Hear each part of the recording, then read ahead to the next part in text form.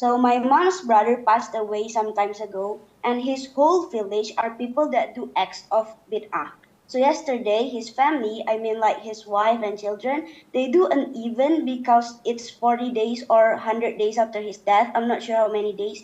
And in the event, they invite an ustad and a lot of men and orphan, and they sit in the living room. The ustad will lead the dua and zikr loudly, and they invite my mom. My mom doesn't want to get involved in those things, but she was kind of conflicted because if she doesn't come, the relatives would think she becomes distant and arrogant and get included in wrong sect. So she travels 6 hours to get there yesterday without mahram, and because she's there, she helped the cooking for the people that do the dua. What is your opinion on this? And please give advice on what to do next time someone invite us again, because this situation comes often.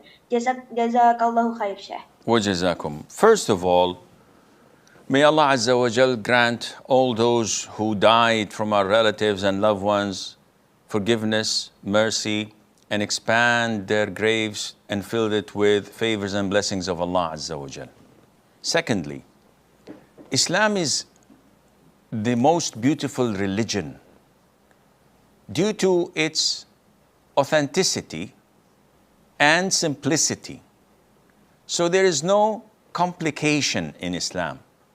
There is no hardship in Islam. But in order to preserve Islam, we must follow and comply with Allah's orders and instructions and with the Prophet's Sunnah alayhi salatu wasalam. And this is the only way that this religion can remain till the end of time. And this is exactly what the enemies of Islam are trying their level best on different levels to diminish or demolish. So if they cannot demolish it entirely, they will try to diminish it as much as possible. Through what? Through such innovations. The Prophet ﷺ said, as Mother Aisha narrated, whoever innovates in our religion what's not part of it, this is rejected. Allah will not accept it. So you ask yourself, has any of the companions celebrated the 40th anniversary of a deceased? You will find that the Prophet never did it, ﷺ. The companions had never done it. The tabi'een had never done it. Tabi'een, etc. Nobody from the Muslim Ummah has engaged in such rituals. Where did we get it from? We got it from the pharaohs. The pharaohs, those were 5,000 years ago. Yep, they were pagans, they were idol worshippers. And they thought that when their pharaohs died, they will be resurrected after 40 days. And that's why they used to put jewelry in their tombs and their pyramids and where they were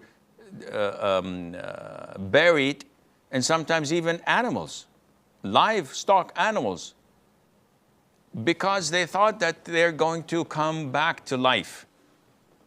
Unfortunately, these ignorant Muslims are practicing the same practices. How did they get it? From shaitan. Satan came to them and said, it's a good thing. Doesn't it express your love to the deceased? Surely does. Let's do it. But the Prophet didn't do it. Well, the Prophet didn't do a lot of things. A'udhu billahi minash shaitanir rajim. This is how they diminish or demolish Islam. And those who are doing this, they're causing hardship to themselves. Your mom traveling without a mahram. So that's sin. That's a sin. Traveling for 6 hours to do what? To please Allah? No. To please those ignorant people in their innovation, in collaborating with them. And this is not the only thing, Zahra. In your country and in other Muslim countries, all over the Muslim world, the Muslims are engaged in major innovations. Sometimes in shirk, plain shirk. And that's why they warn you and they threaten you from following people like us, who call you to simply follow the Quran and the Sunnah. You love the Prophet ﷺ, I love the Prophet ﷺ. Let's follow his Sunnah. These people say, don't. Whoa, you don't want us to follow the Sunnah? Said, no. You should follow us only. Leave the Quran, you cannot understand it. Leave the Sunnah of the Prophet ﷺ, it's too difficult for you to understand. Who should we follow? Follow us with our big turbans and with our long prayer beads and with our innovations in Islam. This is where you take your Islam from. We, on the other hand, say, don't follow us. Follow the Quran and the Sunnah. Here's the Quran and the Sunnah. It's very simple. They don't want you to do this. And this is why they have divided the Muslims. And this is why those in control, those in authority, these muftis, these scholars of such areas dominate their flock. And they milk them for money and for power. And whatever Simon says, they have to comply. Liberate yourself. Free yourself by following Allah's commands and the Prophet ﷺ Sunnah through the understanding of the righteous three favorite generations. This is what we call people to.